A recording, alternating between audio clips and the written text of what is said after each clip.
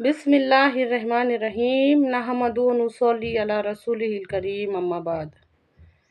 اگر ان باتوں کو کروڑوں میں بھی تولا جائے تو کم ہے۔ ایک ایک حروف کے بدلے میں 100 کروڑ بھی لگائے تو بھی کم ہے۔ اللہ کے واسطے اس کی اہمیت کو سمجھیے، غور کیجیے اس بات میں۔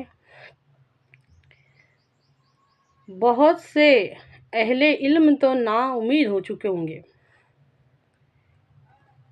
کہ ممکن ہے کہ سویا ہوا جاگ جائے، لیکن مردہ کیسے جاگے گا؟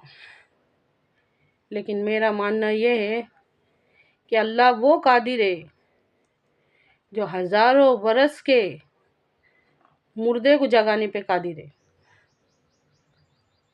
ہزاروں برس سے جو قبروں میں پڑے ہیں ان مردوں کو جگانے پہ قادر ہے۔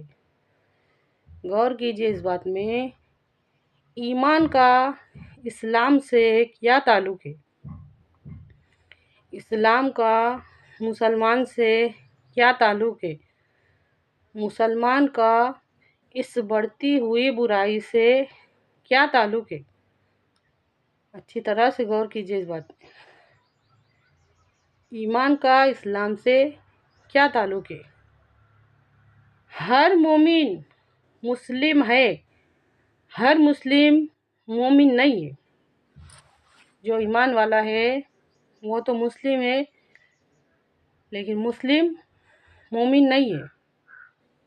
اچھی طرح سے سمجھیے اس بات کو۔ ہم ہے نا اقرار باللسان والے ایمان کو سب کچھ سمجھتے، سب کچھ سمجھتے۔ اب اس کے آگے میری ایک ایک بات پر غور کیجیے۔ باپ کے اندر وہ طاقت کہاں سے آتی؟ وہ محنت کرنے کی طاقت کہاں سے آتی؟ وہ طاقت محبت میں ہوتی ہے کہ وہ دن رات کام کر کے محنت کر کے اپنے بچوں کے واسطے تھکتا نہیں۔ ماں کے اندر وہ طاقت کہاں سے آتی کہ وہ دن رات اپنے بچوں کے واسطے محنت کر کے بھی نہیں تھکتی؟ وہ طاقت محبت کی ہوتی ہے۔ ہمارے اندر سے وہ طاقت نکل گئی۔ اس محبت کو لانے کے واسطے کیا کرنا پڑے گا؟ سوچو ہماری غفلت کی اور ہماری گمراہی کی کوئی حد ہے ہی نہیں، ہم کبھی سوچتے نہیں۔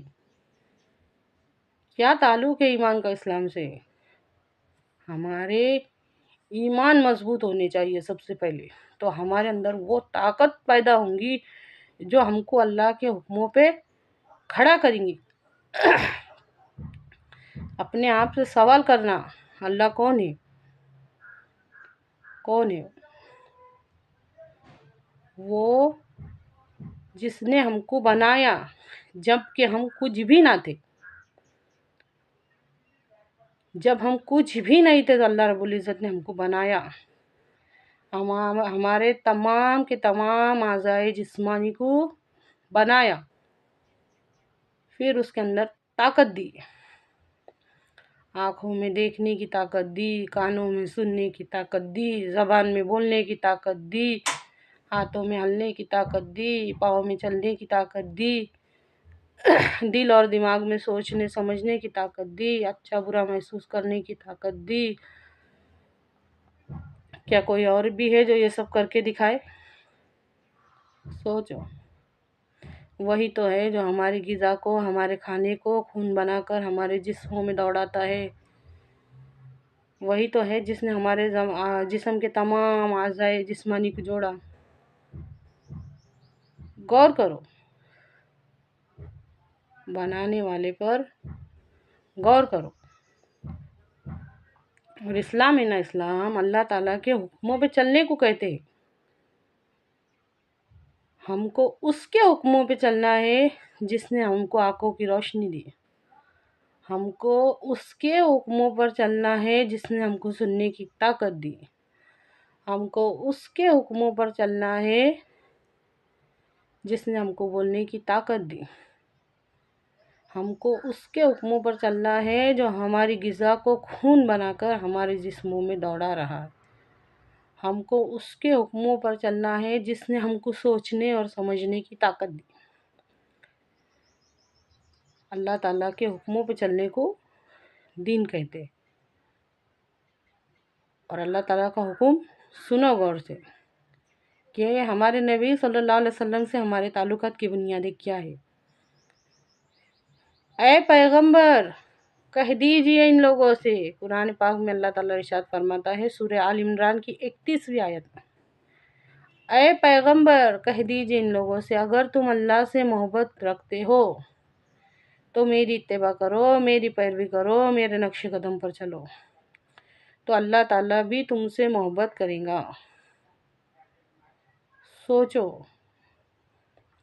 غور کر کے دیکھو، ایمان کا اسلام سے کیا تعلق ہے؟ اسلام کا مسلمان سے کیا تعلق ہے؟ مسلمان کا اس بڑھتی ہوئی برائی سے کیا تعلق ہے؟ ہمارے الہدیٰ چینل کو زیادہ سے زیادہ شیئر کیجئے، انشاءاللہ آگے کی بات پارٹ 2 میں کریں گے۔ اللہ کہنے سننے سے زیادہ عمل کی توفیق دے، آمین۔